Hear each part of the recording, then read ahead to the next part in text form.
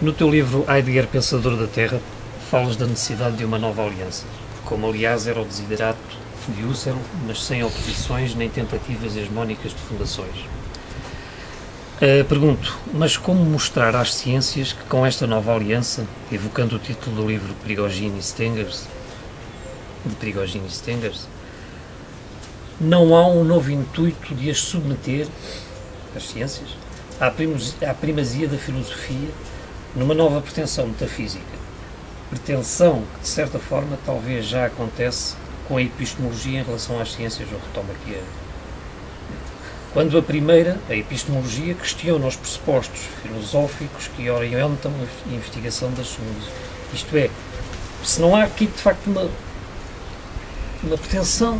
Vamos lá ver, pretensão não há, que pode ser tomada assim, é óbvio, não é?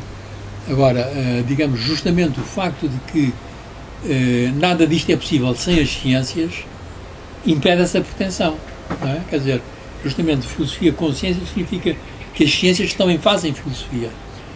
E isso, se for entendido, resolve o problema. Agora, a dificuldade é entender isto. Isso é claro que eu percebo muito bem. É muito difícil de explicar a cientistas que eles têm uma filosofia má, uma filosofia coxa. Porque eles, se lembram da filosofia que estudaram no liceu, os que estudaram, porque há países onde não sequer se ensina filosofia no liceu, mas é que justamente a filosofia que eles têm não nos entrou nas aulas de filosofia, entrou-lhes nas aulas de matemática, de física, de português, de outras línguas, de história, etc. Todo o pensamento ocidental está marcado por esta oposição entre sujeito e objeto. E essa foi a grande tentativa, primeiro, do Husserl, depois do Heidegger, e obviamente também do Derrida, como aliás do Deleuze, mas também do estruturalismo. O estruturalismo é a primeira grande crítica do sujeito. O problema é que o tempo foi para pôr em questão o sujeito, o tempo também foi à vida, e isso é. É que também Kant, no início dos prolegómenos a toda a metafísica futura, pensava reformular a metafísica como ciência num movimento de a separar das ciências e de, ao mesmo tempo, promover a filosofia para novas tarefas gnoseológicas. Portanto, trata-se aqui de reformular filosofias e ciências? Nota que as próprias tarefas que o Kant reservou à filosofia, também as chamadas psicologias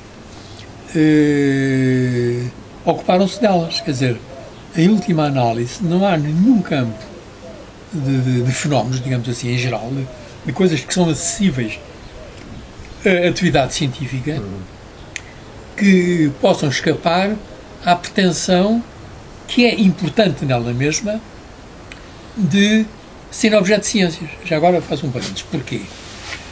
Eu penso que há duas grandes operações na história do pensamento greco-europeu que fazem a diferença para todo o resto do pensamento não ocidental. Uma foi a invenção da definição por Sócrates, que Platão o trabalhou, e depois que Aristóteles desenvolveu muito, de onde vieram os conceitos de essência e tudo isso, de conceitos, tudo o que permitiu o pensamento ocidental. E segundo, a invenção dos laboratórios. A invenção do laboratório consiste em compreender que a definição não é suficiente, que é preciso pôr a trabalhar os próprios fenómenos para os conhecer. Deixar cair um corpo, medir e tal e coisa, e depois daí tirar uma lei. Portanto, o laboratório é essencial à ciência. De maneira que não há razão nenhuma para impedir que haja uma psicologia do conhecimento, portanto, científica. É difícil, é extremamente difícil, mas teoricamente é necessário, não é? Ora bem, o que eu pretendo não é mais do que dizer isto é verdade, mas as ciências não podem fazer sozinhas. Têm de estar articuladas umas com as outras, e o que eu pretendo é que o Husserl, Heidegger e Derrida permitem fazer essa articulação. De maneira que o que eu chamo de fenomenologia recobre o melhor, a meu ver, da filosofia do século XX e o melhor das grandes descobertas científicas do século XX.